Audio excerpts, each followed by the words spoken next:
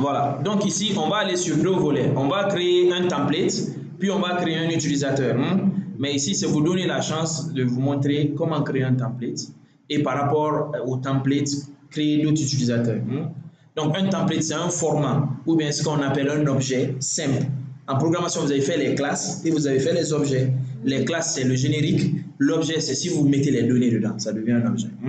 Donc, vous venez ici, outils, vous cherchez utilisateur ordinateur Active Directory. Une fois que vous cliquez dessus, il va vous montrer votre domaine. Votre domaine ici, nous ici, c'est guinée.com, n'est-ce pas? On rentre dans utilisateur. Si vous voulez, vous pouvez double-cliquer sur utilisateur. Vous voyez, il y a beaucoup d'utilisateurs ici. Ça, c'est un groupe d'utilisateurs qui s'appelle invité. Mais sinon, on va créer, je vais un peu agrandir. On va créer un template. Pour créer un template, vous faites ça. Vous allez utiliser les groupes là. Oui, on va utiliser un des groupes ici. Donc, on fait utilisateur. Je vous ai déjà dit que vous pouvez laisser les autres champs comme ça. Mais pour le template, vous venez au niveau de non complet. Vous faites underscore, c'est-à-dire tiré de 8. Vous tapez par exemple, disons guest, template, guest. On met seulement guest, on met tiré de 8, on met template. Voilà. Le nom d'ouverture du template, on peut mettre tiré de 8 aussi. On met guest simplement. Voilà. Donc, on a créé un template qui s'appelle guest. On ne met pas de mot de passe. Vous allez juste décocher celui-ci. L'utilisateur doit changer le mot de passe. Et on coche tous les autres. Puisque ça ne doit pas être un compte actif. C'est juste un template. Donc, on va cocher le compte est désactivé. On fait suivant. Quand on fait suivant, on fait terminer. Après ça, vous venez ici sur le nom du template. Vous avez vu, on a mis un underscore pour qu'il soit le plus haut. On va faire clic droit. On va venir dans propriété. Quand on vient dans propriété, voilà. Donc ici, on va faire clic droit. On va venir dans propriété. Quand on vient dans propriété, on va chercher membre 2. Donc quand on clique sur membre 2, vous allez voir ici qu'il fait partie des utilisateurs du domaine par défaut. Mais on veut juste le mettre dans un autre groupe. Ça, c'est un groupe d'utilisateurs comme on appelle utilisateurs du domaine. Si vous voulez, vous pouvez créer un template pour les administrateurs. Donc ici, on va faire ajouter. Quand on fait ajouter, la première des choses à chercher ici, c'est dans quel groupe on veut le mettre. Donc on va faire avancer. On fait rechercher. Quand on fait rechercher, il va lister les groupes ici. Tu as vu, il y a ce qu'on appelle groupe administrateur clé entreprise, groupe administrateur Hyper-V, mais nous on veut le mettre dans guest, c'est-à-dire dans les invités. Les invités, tous les invités du domaine. Donc on va faire OK. Guest veut dire en anglais invité, hein? Donc on va faire OK. On va le charger ici, puis on va le faire OK. Donc on a deux domaines ici. Deux groupes. On a le groupe invité et le groupe utilisateur. Mais on veut que guest appartienne au groupe invité. Donc si vous le créez par défaut, il va le mettre dans le groupe du domaine, dans les utilisateurs du domaine. Mais forcément, il faut créer un groupe. Par exemple, si c'est les stagiaires, on crée un groupe stagiaire. Dans ce groupe stagiaire, maintenant, on met le template stagiaire dans ça. Donc ici, vous allez voir invité du domaine. On l'a mis dans invité du domaine. On va faire définir comme le groupe principal. Si on le définit comme le groupe principal, vous voyez ici, invité du domaine est défini comme le groupe principal. Donc, ça ne survole plus. Utilisateur du groupe, on le supprime. Donc, ça veut dire maintenant que c'est dans invité du domaine. C'est compris?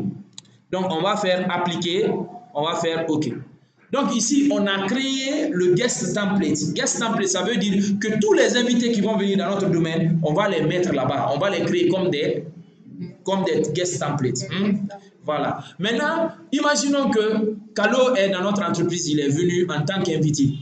On ne veut pas qu'il soit complètement dans tout ce qui est domaine. Donc, on va créer, je dis, mon administrateur vient, il me dit, Calo, c'est un nouveau utilisateur, mais il est dans le groupe invité. Je dis, il n'y a pas de souci.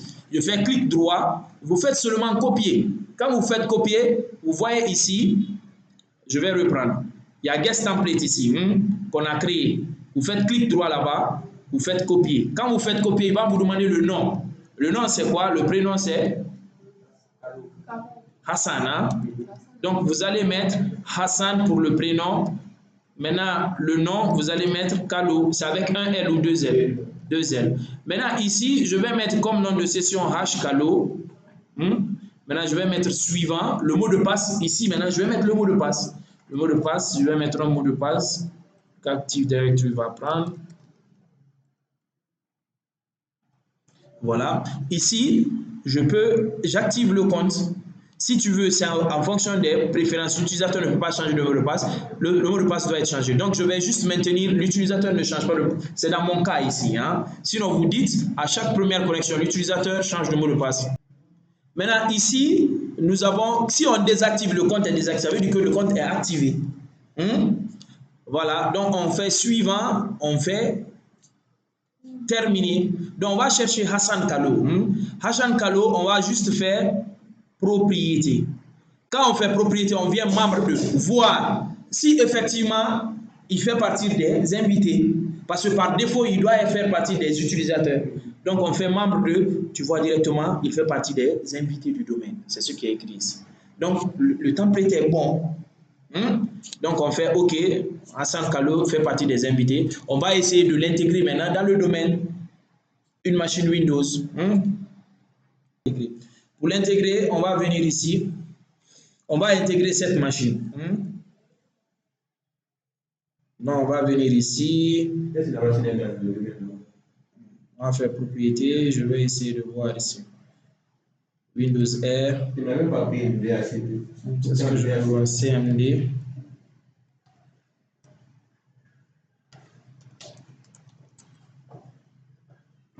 Il a pris, hein? Ouais, il a pris le territoire.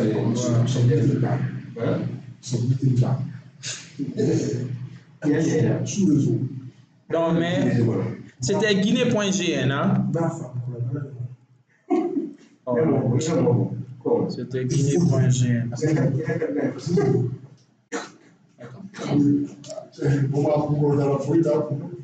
Donc, on va mettre Guinée.gn.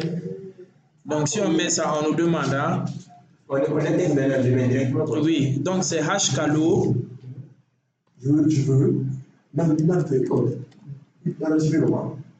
sous le zone là, si il va sous le zone là, je dis à nous pour que je dis, mais il peut décider. Qu'est-ce que c'est? Vous voyez que l'utilisateur Kalo a rejoint le domaine, donc on va faire OK. On va essayer de redémarrer maintenant. Voilà, on va redémarrer. On va attendre que la machine se redémarre. Je vais regarder. J'ai redémarré la machine. Ici, on va venir au utilisateur, n'est-ce pas? Non, on ne peut pas. C'est en local. HP, c'est l'utilisateur local. Donc ici, on va mettre Guinée. Ça, c'est notre utilisateur alors. L'utilisateur Kalo qu'on vient de créer, c'est hkalo. Je vais mettre. Voilà, tu vois même, on a mis Hassan Kalo directement. Voilà. Donc, ils vont préparer Windows et ça va. Je vais mettre la vidéo sur pause. Dès qu'il est connecté, je vais vous montrer qu'il est dans Invité. Maintenant qu'on est intégré à travers l'utilisateur Kalo, donc moi je vais faire ça, Windows E. Je vais venir. Oh, je fais ça, Windows E. Je viens ici, propriété. Vous voyez ici, je fais clic droit, je fais propriété.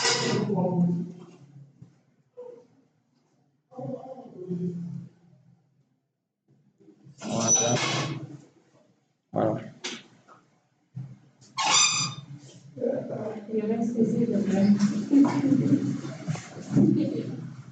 Vous voyez, quand je veux modifier la clé de produit, je clique, on me dit pour continuer, taper le mot de passe de l'administrateur. Donc je ne peux rien, je suis qu'un simple invité.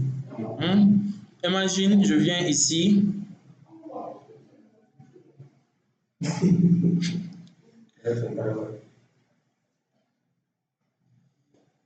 Je vais voir si je peux créer un fichier.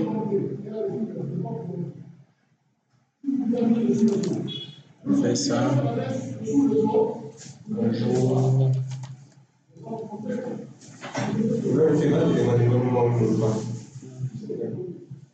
Non, ici, il ne va pas me demander. Mais si je dis d'installer quelque chose, il va me demander un mot de passe. Tu vois ici, c'est Hassan Kalo. C'est l'utilisateur Hassan Kalo. Donc, je n'ai pas accès à tout. C'est ce qu'il faut savoir. Si je le mets dans Guest. Mais après, on